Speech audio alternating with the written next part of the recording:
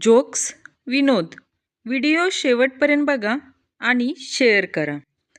दातांचा doctor. तुमचा दात किडलाय, तो काढावा लागेल. राजू. किती पैसे लागतील हो डॉक्टर? डॉक्टर. फक्त 500 रुपये लागतील. राजू. बरं मग असं करा, 50 रुपये घ्या आणि जरा दात ढिला करा. घरी जाऊन मी स्वतः काढतो. राजूचे बोलणे ऐकून डॉक्टर डोकं आपटायला लागला. हुशार बायको तीच असते जी सकाळ सकाळी नवऱ्याच्या आधी उठते आणि नवऱ्याचा मोबाईल पाहते. कोण कोण गुड मॉर्निंग करतंय हे बघते आणि त्यानुसारच चहा नाश्ता बनवते.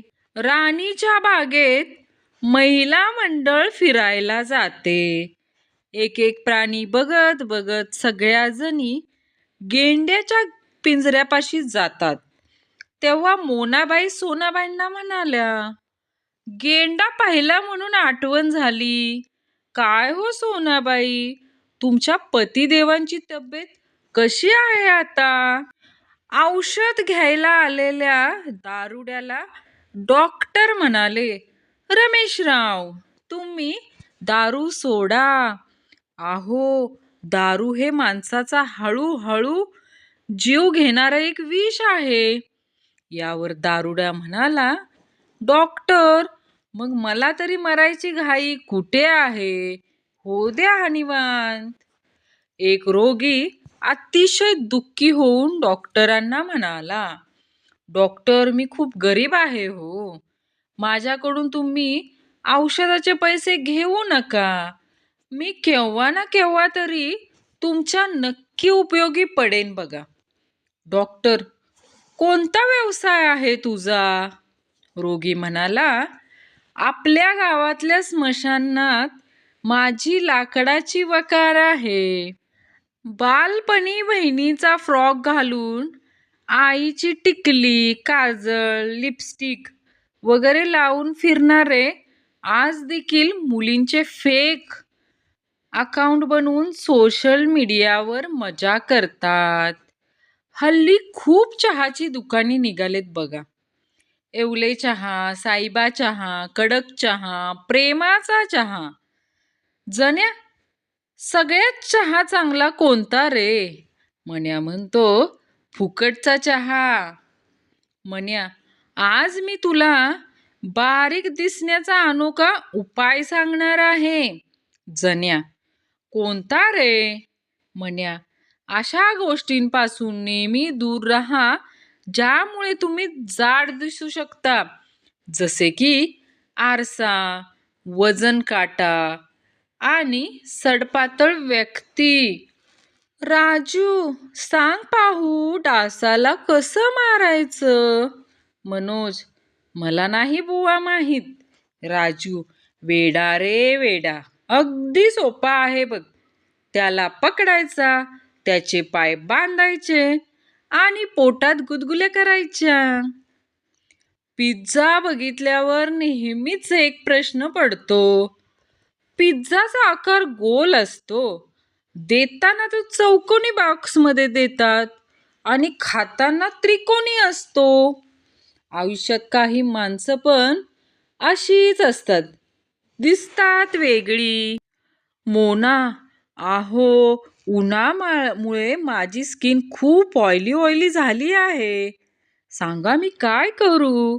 नवरा, विम बार लाव, सगळ्यात चिकटपणा घालवतो बघा. एक छोटीशी लव्ह स्टोरी. मुलगा, तुला एकूण भाऊ किती? मुलगी, तू धरून 3. खेळ खल्लास. जो आनंद आपल्या धुतलेल्या बाईककडे बघण्यात आहे, तो आनंद अर्धा तास मेकअप करून आलेल्या मुलीकडे बघण्यात सुद्धा नाही. मॅगी नंतर चितळ्यांची भाकरवडी बँगलोरला लॅब टेस्टिंगला पाठवली. टेस्ट रिपोर्ट आला, मज्जा आली, अजून 5 किलो पाठवा. दोस्ती केली तर ताटात मटण घेऊन चारीन, पण गद्दारी केली तर ताटात मॅगी देऊन मारीन.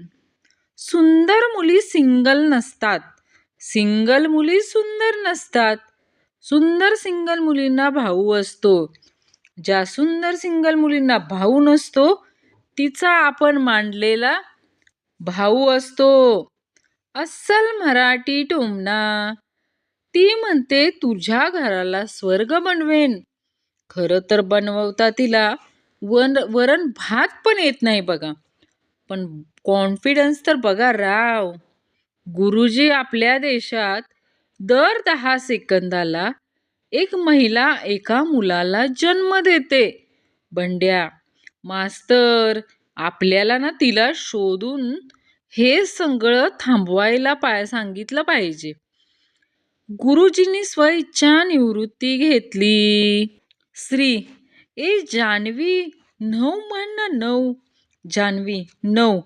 श्री, आई आजीने आणला खाऊ. जान्हवी, ए श्री 3 म्हण 3. श्री 3.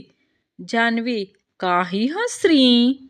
हा असाच साखरासारखा जर वेळी पाऊस पडत राहिला तर काही वर्षांनी आपल्यापेक्षा लहान असलेली मुले सुद्धा म्हणतील, आम्ही पण तुमच्या एवढेच पावसाळे बघितलेत.